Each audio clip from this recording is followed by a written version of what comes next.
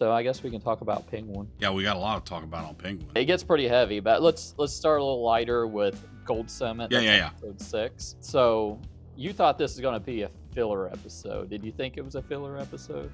No, I was wrong. I mean, it was... I thought that it would be the weakest of all of them, but honestly, it was about as any of the other ones up to that point, probably. Yeah, I mean, I think about every episode's been very consistent, so... Penguin's got his drug going on underground in the subway, former subway. Sophia and Sal are kind of bonding, it seems like. They had that one scene where after she has some rough sex with Julian, apparently, he's tied to a chair with claw marks on him. He's like, Sal's there cooking, he lost his family. She doesn't have it's like almost like he's cooking for her.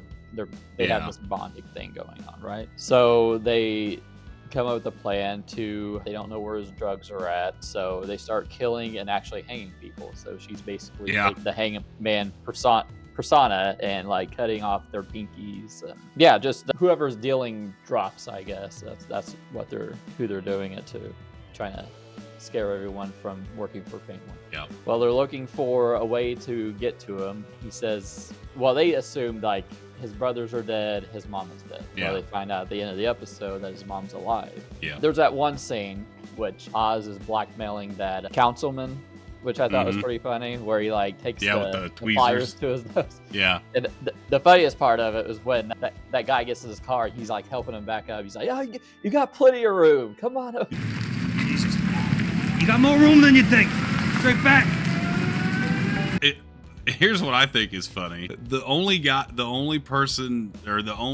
other thing I've seen that actor in is I Think You Should Leave.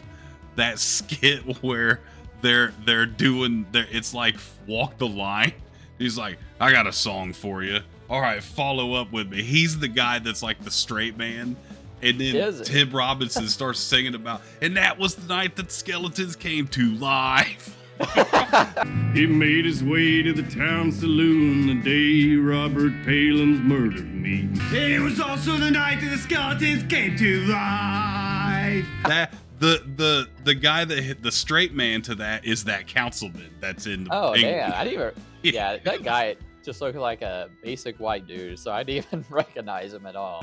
When I saw him and he had the pliers in his nose, I kept hearing Tim Robinson singing "The Night the Skeletons Came to Life" in my fucking head. I was thinking, is that pliers to the nose? Is that like I don't know? This might be a reach, but is it like a homage to Danny DeVito biting that guy's nose in Batman Returns? I mean, I honestly I wouldn't put it past it, because every episode has some kind of thing that's like an homage to old Penguin stuff. So it could be, that'd be the reachiest thing I've heard so far. I mean, maybe he should have just bit his nose. That I don't know.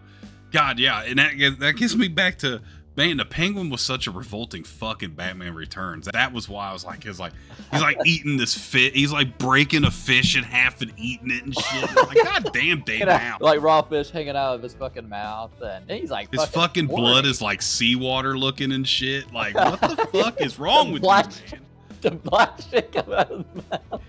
He's so fucking. Anyway, sorry. I didn't mean to go back to Batman Returns, but I was just... But, I mean, he's always trying Oswald to, much better after the end of this shit, though. Oh, yeah. Like, what did he say about that? It was right after he bit that guy's nose. He's like, I'd like to fill her void. I'd like to fill her void. Yeah. He's like creeping on that girl that's like, what did you do? Fucking insane. And that's why I like it. It's so weird and horny. Like, yeah. All right. Back to Penguin. And so that leads us to Oz uniting like all the gangs and trying to get them to back him up. And he's pretty successful at it. He gives this speech about, the underdogs, going up against like the elite, like the Falcones and Maronis. So this was the beers, right? Yep. Yeah, that was a beer. Okay, yeah, that was like a really good, that was awesome. Yeah. And then the episode ends with the lights coming back on because he I forgot to mention, he blackmailed the councilman to turn the power back on. Yeah. What's the place called? Crown Heights. Yeah, Crown Heights. And Sophia is there when Vic is dancing with Francine. and she shows up with her little handy crowbar, and that's when the episode ends. So she basically leads it to the next episode, which is Top Hat. So any thoughts on this episode 6? Not like I said, that ending part where he gets like everybody united. I like that. Like, this motherfucker's really good at work, like talking. Like, he can get the Bloods and the Crips to fucking fight against the whites together. Like, you know what I mean? He could win this war. Yeah, going back to my filler comment, I wouldn't say it was like, I don't mean when I say filler that it's going to be like a weak, shitty episode. I just mean that there seems like there's always going to be padding, and knowing what we know about how big the last 2 episodes were, which there's so much shit happens in just those last 2 episodes.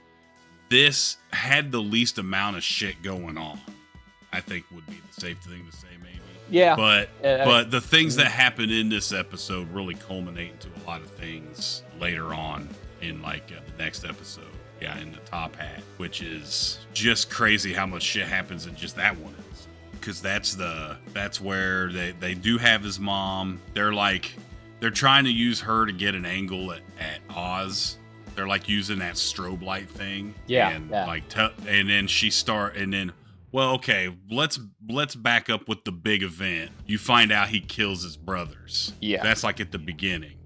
Now, again, we didn't get to talk about it. I wish we could have talked about this episode when it was fresh, but since we do, every other week, it's harder to do that. But like, before I knew what I know now, I honestly at that point didn't think he really. I guess I knew, but I think maybe he didn't care if they died, but I didn't think he was outright trying to kill them. Does that make sense? But I mean, again, knowing what we know now, the motherfucker was like straight up trying to kill him. Yeah. It's pretty crazy, man. And I think what I'm trying to figure out about all that is where you get a good glimpse at the home life in just that little part of the episode. But I guess what I don't understand is, did I miss something in seeing? Did she pay attention more to his brothers than him, and I just didn't notice it? I think it. They're playing around, playing zombies or whatever they're doing. He's got that disability. He's not able to do all that. He's not able to run around and crawl around like his brothers. But yeah. I also think he's just got this weird Freudian obsession with his mom. It is very weird. Like he loves her, but not in the mom way. Yeah. It's very strange. And yeah, that's the one takeaway I got from that opening is that, he does everything for his mom. He says that a lot through the season. And his his relationship with his mom is so weird. And that's what my question is where does that come from? Because you don't see enough of I guess I don't see what made him obsessed with his mom. Because when we see him, he's already obsessed with his mom, and she's I wouldn't say flippant, but she's she's a little egotistical too. Like, she wants the finer things in life. She wants to be taken care of because she's got to take care of these fucking kids and shit. But I guess that I don't see where his obsession comes from. And I guess he already had the obsession going, I feel like, when we meet them and they're young. But I wish I knew more about why that developed. Because it seemed more, because when in the earlier episodes, he's more obsessed with Rex Calabrese, who we get to finally see him, and that actor's awesome. He's in like all the mob movies lately. What's his name? Do you know that guy's name? Do you remember? Yeah, this is funny. I don't even know if this is how it's pronounced, but he's played by Louis Cancel Me. Yeah, Louis Cancel Me. It's cancel with M-I at the end. Cancel Me? Probably Consult Me, yeah. It's Cancel Me? Okay. Cancel Me, I would say, yeah. Fucking, hey, my name's Joey, get me the fuck out of here. Yeah, I don't know if you really need a reason. I think he's just kind of very fucked up in the head, maybe. He's just like Norman Bates, I don't know if I'm not too familiar with like the origins of Norman Bates and if the way his mom treated him turned him like that. But yeah, it just seems like he's just got that weird obsession with her. It's not even that he loves her, because the end of the last episode, you could tell that it's just for him. It's basically his selfish needs of needing to be loved, really. But that's my takeaway from it. No, that makes sense. Yeah, he locked his brothers in that like a storm drain, right? Basically, when storm the fucking rains are. And that basically it's like the scene at the first scene of the first episode where that guy's laughing at him and he shoots him. He thinks his brothers are making fun of him because he can't go down the steps, and he just like slams the door on him. And that's on track with Penguin in the comic books. Like everything he does is out of like his own insecurities and stuff. And it just him going back home and cuddling with his mom, and then like looking out, because they don't make it like blatantly clear that he means to kill them, but him like looking outside, seeing how much it's raining, and then just kind of looking back and watching the movie again. It just that's what kind of triggers me into thinking, oh, he knows he's killing them now. Yeah. It was very well done too. With you hear them screaming for help. That door that's closed, it's like water's pouring out of it, and then you hear them just gurgle and silence. Yeah, it's just very well done. Yeah, it's fucked up though. I'm like, holy shit. Yeah, and then I just got like his weird relationship with his mom. It's kind of like a one-way relationship, we find out later on. Yeah, we have that scene between Sophia and Francine. You got these two like powerful women figures. I like that scene. Yeah. Then I'm gonna be tap dancing on your grave like Ginger fucking Roger. Deidre O'Connell plays Frances. She's like fucking awesome in this. Yeah. And another thing I had written down is Emily Mead plays the young Frances, which is like perfect casting. Yeah, it is. Yeah. Emily Mead, I saw her in the Deuce, the HBO show. Takes place. It's like about the basically pimps and prostitutes on Times Square back in the 70s and 80s when it was kind of like shitty and everything. It's a pretty good show. But she was like the standout in that show. So the psychiatrist in an orphanage told Julian, the little girl, that she let live when she killed all the Falcone, is going to probably talk to the police. People like they speculated that was Harley Quinn or something. It's always like all these stretches, like all these theories and stuff. Like Harley Quinn is the one that told him. Whatever. I don't think there's going to be a Harley Quinn in this universe. Yeah, she goes to check on her, and basically, what she do? Like, she basically tells her to stand on her own 2 feet or something, but then she kind of pretty much, just suck it up. I didn't kill your parents, but you should know they were pieces of shit. Also, I could have got you out of here, but you're going to stay here because I had to deal with some shit like this. And also, float or sink, bitch. I don't care. So to me, that scene was really more like it's kind of like, it's the reflection of with Penguin with his mom. It's the same thing here. Like, I need to be, she's telling this little girl that she didn't kill her parents just to make herself feel better, when it's a similarity to Penguin in that scene, to how Penguin's doing things. Like, Sophia wants to be quote unquote free. I'm free now, but she's still it's just like what she says at the end of the episode, where it's like, I am free now, I'm gonna do what I want. And she does, like, instead of the thing you think she does, what leads to the next big thing at the end of the episode, which is blow the fucking whole operation up. Yeah, she has this like thing where she feels like she's becoming her father by doing all this, and that she just wants to get out,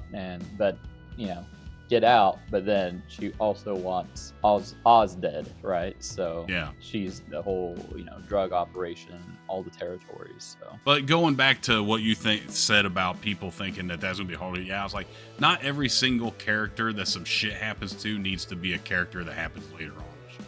Like, we're getting too much of that in TV. We're like, oh, that's a thread for something later. Hey, remember when this happened? It's like it's member berries, but it's almost like pre-member berries. Like, they're putting the seed there on purpose so that this is just a little girl that got wrapped up in all this shit. It's not about her. It's about Sophia. This is just a fucking building block of Sophia's story. It's not gonna be, And plus, we don't know it. If we're getting a season 2 of The Penguin, this literally just could have been a thing that joins 2 movies together. So. Sal gets his hands on Oswald. He beats the shit out with a golf club, and then he takes them to his drug operation, where, you know, Oz is talking shit, trying to get Sal to kill him or whatever, but then one of his workers turns the lights off and he's able to escape. They fight in a train car. Basically, Sal has a heart attack and dies to Oz's disappointment, you know? Yeah. I thought it was weird because, like, at first I thought he was grabbing his side where he got shanked there, and I thought maybe, like, he had a gangrene flare-up and that's what got him or something. I didn't realize he was grabbing his wrist, and I was like, oh, okay, yeah, he's having a heart attack. So, yeah. What yeah, and then Oz goes ahead and shoots him a bunch of times anyway. What do you think about him having a heart attack? I mean, we already speculated and knew that he wasn't going to live out the season. I honestly, if it was gonna be somebody of those, either Sophia was gonna die or I mean, yeah, my cards were for Maroni dying. What do you think about him dying of a heart attack? Yeah, I figured Penguin would get but that's kind of like Penguin getting robbed of that, kind of like, you know, but he still is like, I fucking won, I beat you, and he still shoots him like 8 times. It's weird how he's like twitching when he gets shot. Like, that's not how that works. And shit makes me mad when people shoot, like, if somebody's dead, they don't move. Okay? If you shoot something 30 times, they're not going to move. Bullets don't have enough force to make you go flying across a room when you get shot. So, of course, obviously, it's more disturbing to see what happens when somebody really gets shot and they just drop like a sack of potatoes. And you can't do that in movies. But when it's oh, okay, Clancy, what we're going to need you to do here is Colin's going to shoot you 7 times while you're dead, okay? So we need you to just react, okay? Go. You know? It's just, I don't know. That's just a very little stupid nitpick, but that just was like, I don't know. Poor Clancy. That's a Kurgan, you know what I mean? Like, his motherfucker was radical. Did you just bad? I don't know. Then they do the meetup, and the car comes creeping down. I already knew what was going to happen when dude got out and ran, but I was of the assumption that either his mom or Vic was going to be in there, either dead or like tied up or something, and the bomb was going to be there. But no, it was just a bomb. But then, like, yeah, all of his crew and his entire operation in like half of Crown Heights gets blown the fuck up right there. He didn't even warn them that it was a bomb. That's like, yeah, he literally he just runs to where like he killed his brothers and was afraid to go down the ladder before and then like falls down that motherfucker. At first I kind of thought he was gonna like land on his brother's bones or some shit, like they didn't find him down there. I don't know why I thought that. I was like, oh, he's gonna land on his brother's corpses and that's gonna be fucked up. No, I was like, no, they probably found him. But yeah. That's pretty cool. And then the dude that knocks him out at the end of the episode, was he somebody? Man, and then he gets shot through the eye later on. Yeah, I don't remember. I think he might have had a quick scene like at the beginning of the season, but I don't really remember him. Is he a dirty cop? He's a dirty cop. Yeah, I think he was a cop. Yeah, that's it. Yeah, I think he's a cop. Yeah, I mean, he just starts running, and then his men are confused, like, what's in there? And then they peek in there, and it just fucking blows up. It blows up the street. Another terrorist type attack. So yeah, it just shows he just does not give a fuck about anyone else other than himself. Like, you could have at least like shouted, "Boss!" Dude, I mean, never have I seen. I mean, and I'm not that I've seen every single TV show on earth, but like, we're going to make an 8-hour TV show, 8-hour movie basically, to really, really make you hate this motherfucker really bad. Like, because I mean, they did it like they're trying to make this. I mean, correct me if I'm wrong, but they're really trying to make you root for this motherfucker. But then it's like, he keeps doing all this fucked up shit, but then when in that final fucking act, it's like, yeah, irredeemable piece of shit. Like, holy God, like, you know. So I can't wait to see. I'm gonna assume that he's gonna have a big part in the next Batman film. Colin Farrell just said he has like 5 or 6 scenes in the next Batman movie, and he signed on for the 3rd one as well. Okay, because you know he's rubbing elbows with high society now. I mean, which that was the shit. Okay, so when he goes to City Hall and like there's Mayor Cobblepot, dude, like right there, like this is the monocle. This is the monocle right here. I thought that was kind of the shit. Because, like, he does see himself. He wants to be these upper echelon motherfuckers, but he's such a grubby piece of shit, but he's still, you know, that's all he's ever wanted is that. Puts his fucking stroked out mom in front of a goddamn city skyline because, here you go, Ma, you know? Like, I don't, she's like fucking crying and can't move and shit. Like, poor bitch. But we can get into episode 8, A Great and Little Thing. So I think the big revelation is they're giving her, like you said, they're doing the flashing thing to kind of like make her relive like thoughts or whatever. And it's basically Francine knew that Oz killed his brothers and that she was going to have Rex Calabrese kill Oz for her. Yeah. Which is pretty, that's pretty, like, that's what I like about this show. It's like I could probably watch this season again and just have like a whole new take on everything with what I know now. Yeah, and then it's pretty fucked up because, well, they have Oz there and they get her out of it and they're basically, you know, trying to get him to confess that he killed his brothers. Yeah, and, she's just gonna let. Yeah, he won't fucking do it.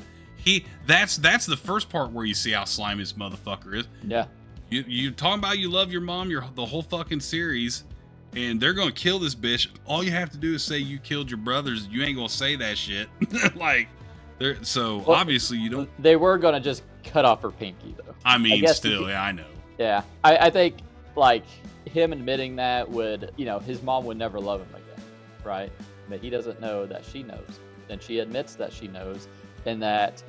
And, you know, he brings this up, well, we see it, but he also brought it up to Sophia earlier in the season where he talks about that night he went dancing with his mom and he finds out, oh, that's the night that she was going to have me killed, like, give me that one night, and that she knew, and then she can't, like, stand this kid, you know, and decided against it, and that she was going to just use him as a pawn, basically.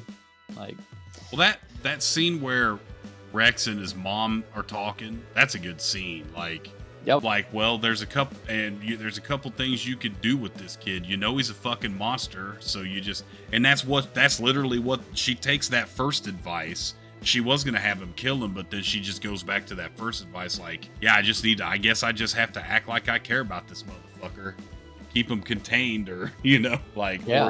Or you can let me work with him and I'll turn him into a fucking piece of shit. Is Rex his dad? I don't think so, because I was speculating that, but they keep bringing up his dad. Like, his dad is just like a worthless piece of shit. So yeah, you know, if it was him, then I think we would have found out. But they seem to know like who his dad is, right? Like, he left them and then he was just kind of worthless, right? So, well, they knew his kids because they're roughing that one dude up, and they went in that earlier episode, and they throw him, hey, get the fuck out of here! And I'm like, hey, what's up, kids? You know what kids doing? Yeah. You know, like, oh, we're getting ready to go play fucking Double Dragon. Nice Double Dragon reference, by the way. Yeah, I didn't know Penguin is like the same age as us. Like, I know. Yeah, well, he don't look like it. He's got the shit cut out of him in his face area. Goddamn, that club foot. Well, she works for him, so I guess. Oh, that's right.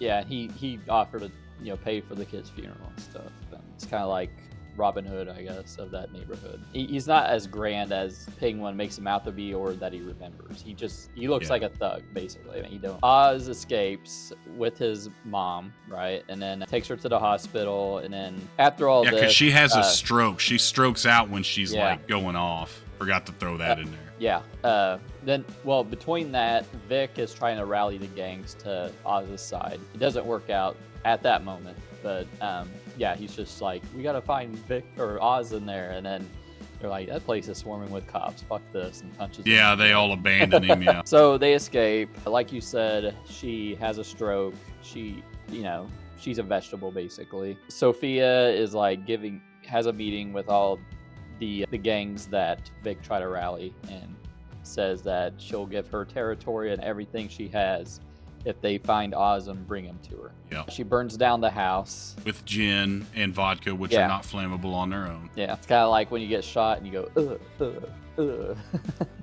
I can point out inconsistencies all day. That shit. Yeah.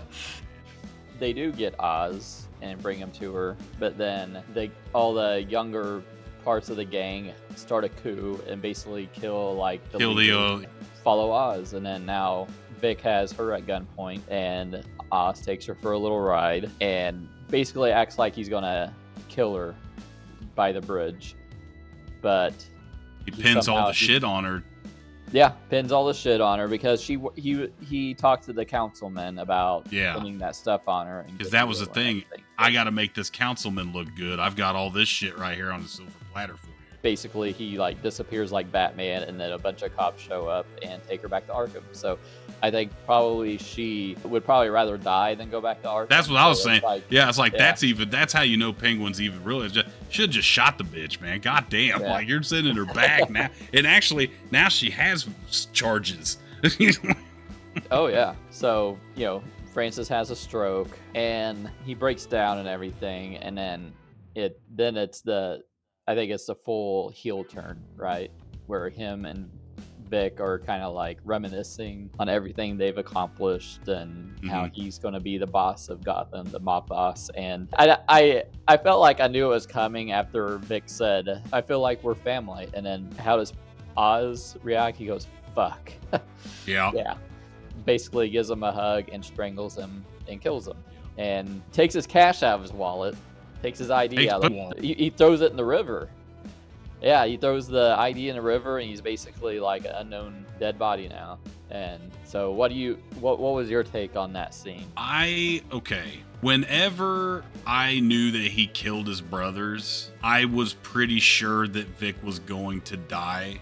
I wasn't sure he was going to die by his hand quite like that. It's like, goddamn, dude, like, spends the better half of 2 episodes helping you to get this shit, which you've proudly admit to him, "Hey, I wouldn't have any of this if it wasn't for you. Come here, old buddy. Let me give you a hug." Like, I mean, he's just, like exactly like you said. When he's like breaking down and then Vic put his hand on his shoulder, I figured probably right then it was like they're laying on how much Vic cares about the Penguin right here, so this shit's gonna really hurt when he kills him. It literally came pretty quick. I was like, God. And then doing it the way he did it, like he couldn't just put 2 in the back of his head, just, you know what I mean? Like, he's got to be giving him a speech about shit while he's like fucking strangling him and shit. Like, man, it's terrible. But I mean, that in that moment, that was why the show was good, because they took you on this tour of this whole guy. They made you think things about him. They toyed with your fucking emotions, and then at the fucking very end, you realize, nope, he's the most irredeemable piece of shit there ever will be, and he's gonna kill everybody to do what he can. And then when he's like basically fetishizing Eve into being his mom and like, "Tell me you love me. Tell me you're proud of me. Oh baby, no one's gonna stand in your way." And then that weird symbol of a bat shows up in the sky. I don't know what that's about. Yeah, I guess we'll figure that out. But and then what was the other thing? Oh, her getting the letter from Selena in the jail. Yep. I guess Sophia's gonna have a pretty decent part in the movie too, I would assume. Well, I read that she was gonna have a decent part in the next Batman movie. I don't know what's to come of that. Like, is she gonna break her out, or I don't know. Like, you don't want a whole lot going on in a movie, right? You don't want too many villains and shit. Especially with the rumored, it's either gonna be like Mr. Freeze or Hush as the villain in the next Batman movie, I think. But do you think he doesn't want any, like, he killed Vic because he didn't want anyone close to him? He didn't want, like, family? Remember what he said. He literally said, "Goddamn kid, you've been with me since the beginning." He says, "You've seen me at all the lowest points in my life." I don't think Penguin could deal with that, because then he doesn't have an edge on Vic. Penguin still has to be the top guy. And if this guy thinks they're friends when Penguin doesn't, you know what I mean? It's like, we're not friends. You're my lackey. I treat you this way to get what I want from you. I can't outwardly tell you that shit. I still have to manipulate you. But now there's no manipulation. I've basically pulled my tiny penis out and jerked it off and cried in front of you. Now that you've seen me do that, you ain't gonna live anymore, because you're really just more. But to be completely honest, it could be the other way too. It's like, I care so much about this guy. If somebody else killed this motherfucker, I would, like, maybe he killed him as like a mercy killing because he's tied into his lifestyle now and he knows shit's gonna go bad, which doesn't make two wrongs a right. I'm just saying maybe in some fucked up way that's why he did it, was like so that, well, you don't have any family, I made you kill a guy and all this other shit, which I don't know if he knew that part, but and then just so like maybe he thought in some fucked up way he was doing him a favor, and he said no loose ends, like he's starting on this new path and he's got to go alone. Yeah, I took it like both ways. Like that's what he said. His mom was dead, right? So no one could leverage his mom.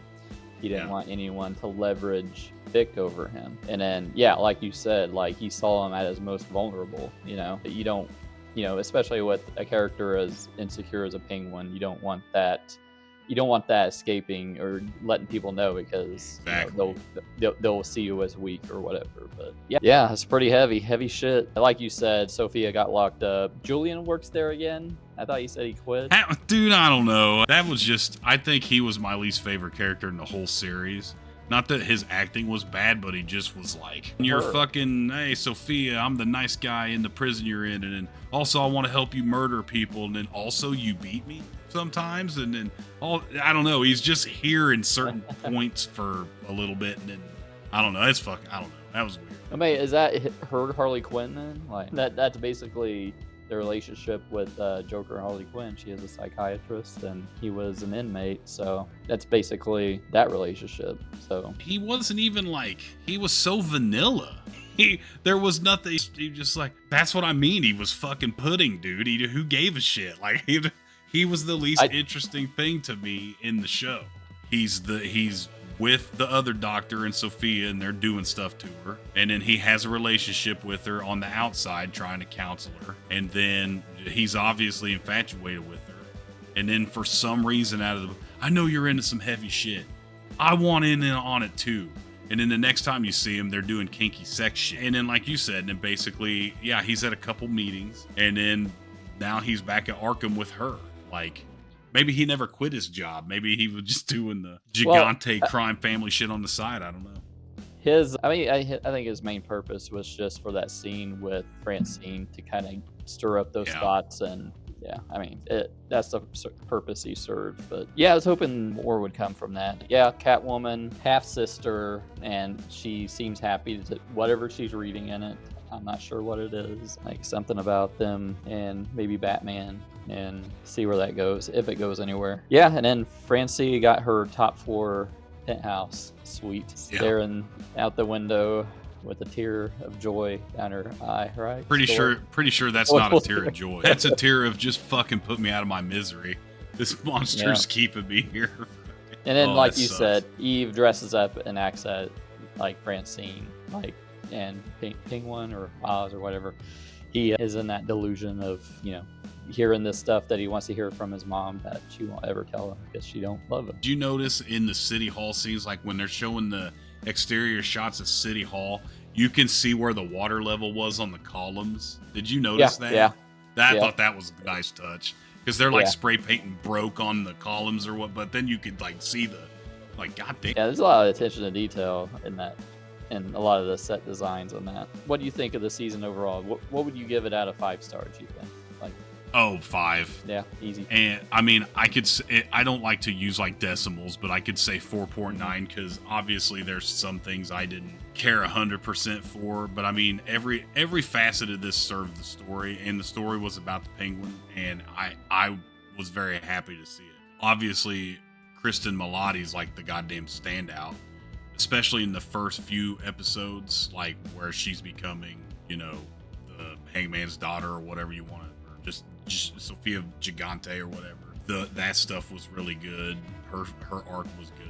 I think we could. It sucks that we did. I know that Clancy Brown, I know Sal Maroni was basically like a secondary character, but it sucks that he had to get killed. Just because I would like to be able to see maybe some more with that. But as the ride they took me on was a lot, and then the payoff at the end was pretty big. Like, as much as seeing Vic die the way he did, but that really cements this character. Like, this motherfucker will just do anything, and that's that. But also, they say Gotham is a person too.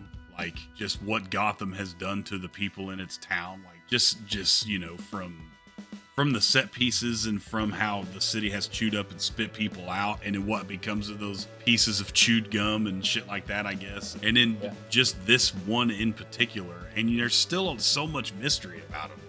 Like, still don't know anything about his dad. You still don't know much about, you know, but Colin Farrell was fucking amazing. Like, everything about it was good.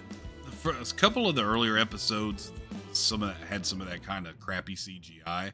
I didn't think it was too bad when the implosion happened, when that all looked pretty good.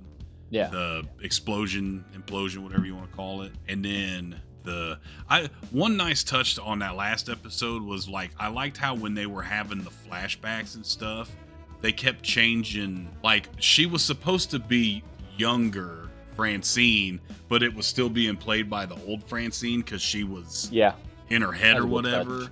And then when she's like gonna kill Oz or whatever, like, he becomes young again, like it's young Oz when he's like in the chair, like, Mom, you know, he's like, you know what I mean? I thought that was nice touch. But no, like, goddamn, if this is the only season of this show or of any show from this Batman universe we get, it's going to be hard to top it. I'd say that. Yeah, I think I'll go 4.5 on it. I think that first episode, it looked a little wonky, but after that, it's like everything just like fell into place. Yeah, like you said, Kristen Milotti, I mean, she really killed the role. Like, I wasn't expecting all that from her, you know. And yeah, Colin Farrell, and just like, I think just the journey, it's basically like Scarface, really. He starts from low and ends up like on top. And yeah, I'm looking forward to seeing how his character plays out in the movies, because he's got power now, you know. And yeah, just like the attention to detail, like making you care for these side characters like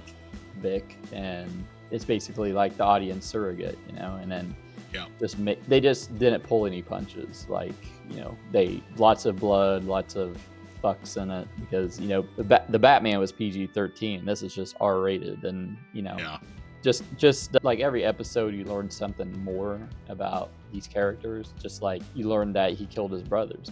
The next episode you find out, oh, his mom knew about him killing his brothers and wanted to kill him, and then it just kind of makes me kind of like want to watch it again with all this information that I have, just to see if I can pick out those clues. But yeah, I really liked it. So do you think there'll be a season 2? I know I've read that he's up for doing it, but at the same time, I don't know. I would almost want to see maybe a season of a different villains. You know what I mean? Something like that.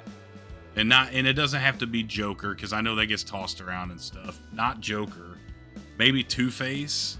Maybe, like, because Two-Face for me is the natural next one, because so much of City Hall and shit's involved in this one, you know. And with and in the Batman, the original, in the Batman, who's he kill? He kills the DA, he kills the mayor, and he kills, who the fuck else? He kills all political people. I don't want to see 3 episodes of the Penguin when I only got 2 hours of the Batman. You know what I mean?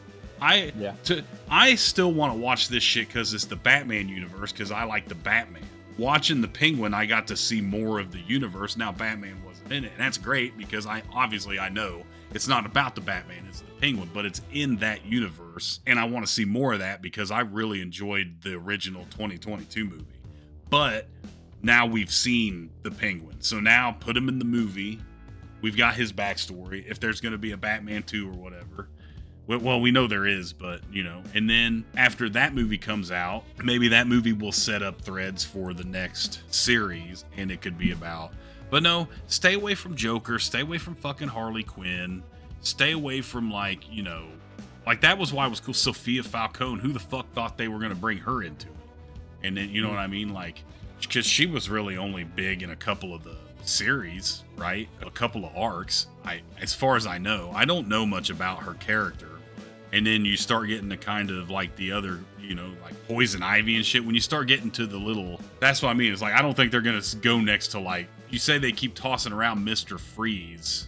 See, that's the thing that sucks about Batman villains. Whenever you start to get into the world where it's not basically a cartoon drawn on paper and they're making it real life, certain bad guys ain't going to work. how the fuck does Clayface work in this? Is he Toxic Avenger? You know what I mean? Like, how does Mr. Freeze could work because he could use some kind of cryogenic gun or something, but like, or like Poison Ivy. Oh, I'm a botanist and I love poison plants, and you know what I mean? Like, some of it starts to get a little fucking insane. Or like the Scarecrow could work, but I don't think they'll put Scarecrow in it because he's so tied heavily with the Chris Nolan Batman. So, you know, Eve, the prostitute, her character name is Eve Carlo. Carlo is the name of Clayface. So basically, she's impersonating other people, like she's impersonating her mom. So basically, I guess that's this universe's version of Clayface. Okay. And even like in that, I was talking about Batman Resurrection, that book that came out, his name's Carlo in that. So it's interesting. Guess what? You just colored me fucking surprised because I never would have been clever enough to come up. No, for real, because that actually is really awesome.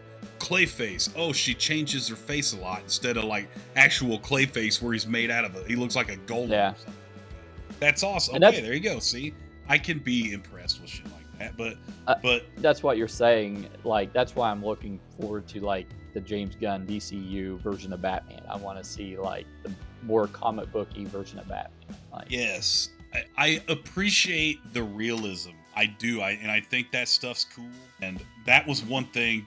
I really did not think I would like that Batman at all when it came out.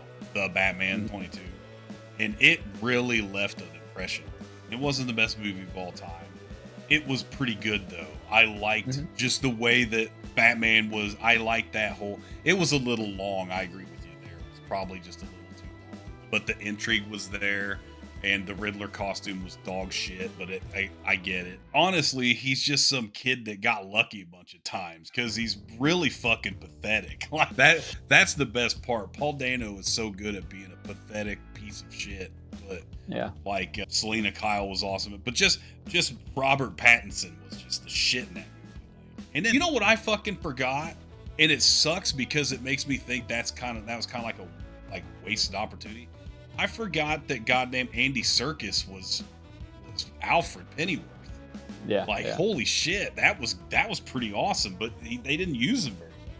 Like, hell, I thought they were going to kill him off. I'm like, fuck, they killed Alfred. I know. He survived. Yeah, but then yeah, when you put too much realism on it, I think it kind of limits like I'm already suspended some disbelief when I see Batman fight. He's got like a taser in his glove, and when you can clearly see he's got all his shit on the outside, like he's got all his gear on it, like that. I appreciate that, and then like. When he has to escape the precinct and he uses his wingsuit and he like botches that landing up and shit, like to kind of show the like the humanity and shit, like he wasn't perfect. I liked that, but then if these, and obviously I don't think this will franchise out forever like they did with the original run of Batman movies.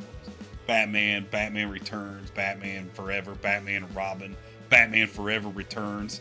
Batman and Robin Returns Forever. No, I'm kidding. But still, like, when you talk about James Gunn's DC, yeah, I want to see a movie where like Robin's believable. Yeah, I mean, Robin was a fucking little peckerwood back in the original comics. He's the boy one. You know, I don't know. Make that. Do you know what they're doing with Batman in DCU? No, I have no idea. Not with the James Gunn stuff. It's Damian Wayne Robin. So basically, he finds out he has a son with Talia al Ghul, and he basically takes him under his wing. But basically, you know, Batman has the no-kill policy. Well, this kid was trained by the League of Shadows, and he's like a little psycho. They kill everybody. Yeah, so that's the version of Robin they're doing, which sounds pretty awesome. I heard like a lot of criticism that with all the shit going down, Batman never shows up in the show. I know. It's not about Batman, it's about fucking the Penguin. That was why I appreciated you only got a half a second of the bat symbol. They didn't even show, like, they didn't linger on the bat symbol and then play the bells from the Danny Elfman fucking soundtrack. It was just like, there's the bat symbol, or like he literally said, nobody can stand in your way now, and the bat symbol just flares up just real quick and then done. That was all you needed. I didn't want to see him because it was just kind of like in The Mandalorian when everyone made a big deal about Luke Skywalker coming and he looked terrible. I was like, yeah, that's cool, but it's called The fucking Mandalorian. I don't, you know what I mean? I don't watch these shows for other people. I didn't have an issue with Batman not showing up. It's like people were saying, the whole Falcone family died. Why didn't he show up? What's he gonna do? Show up in the daytime and take notes and stuff? He goes around night. He'll sneak in there if he wants to. And also, like, the bomb going off. It's like, why didn't you show up? Well, that happened during the day again. Like, he doesn't come out during the day. And also, he's helping people with the flood. Like, that's the major arc of the original Batman movie. Is like, he needs to help people instead of just beating the shit out of bad people. He needs to actually help the citizens of Gotham. But I didn't have a problem with him not showing up. And I thought that was perfect. A bat signal at the end. When he's in his loft, then it's perfect. Yeah, perfect. That was I thought so too. I thought that was because like now it's tying into whatever the next thing's going to be. Whether that's, I assume it's going to be the movie. I don't need a second season of this. I don't, because basically what are you going to do? Like, he already completed his turn as a Penguin. He's irredeemable. Yeah. Like, you don't really, there's not really much else you can do with him. So I agree with you. I think Two-Face would be a perfect show if they want to do this again. I know it was rumored that they're going to do one on the Joker, but then I think James Gunn like debunked it. He's like, it's that there's no talks in that happening. So if you're doing it in this universe specifically, don't do another season of the Penguin. We've done that. I had my time and place where I thought fan service was cool, but it's like, it would have sucked dick if like Batman showed up in the last 10 or 15 minutes of this episode just to have dialogue with the Penguin. It would have completely, like, in my opinion, it would have completely usurped everything we watched the Penguin for, because like, cool, Batman's here. I didn't know Batman was gonna be here. Look, it's Batman. Like, but it's, you know what I mean? So yeah. And I feel like a lot of other shows do this, where it's like, oh, cool, Captain America is doing a PSA in a fucking gymnasium. Like, you know, look, it's called the fucking Penguin. Like, it would be cool to have, but Batman had his fucking movie. He had a whole movie, and the Penguin was a part of it. So now, whoever the Penguin was fucking with in Hollywood to get his own slice, he's like, I'm cutting Robert Pattinson out of this shit. I'm doing my own shit. Now he's done that. Now, if he could do that again, maybe he can. Obviously, I'm making a joke there, but no. But also at the same time, I get kind of fatigue in a franchise anyway. How long realistically can we keep the Matt Reeves Batman shit going? I can't see it going longer than another movie and maybe another TV show before like, I feel like, because like I feel like Robert Pattinson would get tired of doing Batman and want to move on, because that guy is like, he's like the new Johnny Depp, where he's like, I'm just gonna do whatever crazy thing looks awesome, and I'm gonna do that. Yeah. The showrunner is like Lauren LaFranc, which I think she's owed a lot of credit for how well this turned out, and for any future shows she does, I'll probably keep an eye out on what she does, because this was a awesome show. Like, I like that better than the Batman movie. So there's a lot of parts about this I did like better than the movie. I mean, and that's the thing, because like a lot of times TV shows can do things better than a movie, because it can only last so long, yet longer than, you know, like if they ever made a movie of The Stand, it would suck dick if it wasn't, you know, 5 movies that were 3 hours each apiece. Watching this makes me look forward to the next installment in this universe of Batman. Yeah, I want to see I want to see the Penguin wearing the fucking top. If all I see is one shot where he opens a door and he takes it off, just show me that. That's all the fan service I need. Yeah, because they keep getting fucking close, dude. He was in the Penguin suit basically at the very end of the show, and he had the top hat in his fucking hand, but he didn't have the cane. You know, and that's something I didn't notice too. When you I don't think it's the first time you see him, but he's getting out of a car with Falcone, and he's got an umbrella because it's raining. Yeah, and he's like, okay, I don't know how I didn't notice. They tease like all this shit, but I like it because they don't like go over the top with it. It's like, it would be dumber and fuck if. Yeah, if he gets the purple monocle. Shit on, he goes, yeah, it would be a little over the top. Like, yeah, you know. Thanks for watching. If you enjoyed the video, give it a thumbs up, leave a comment, and subscribe. Don't forget to hit the bell so you never miss an update. If you want to support the channel and get exclusive content, check out our Patreon in the link below.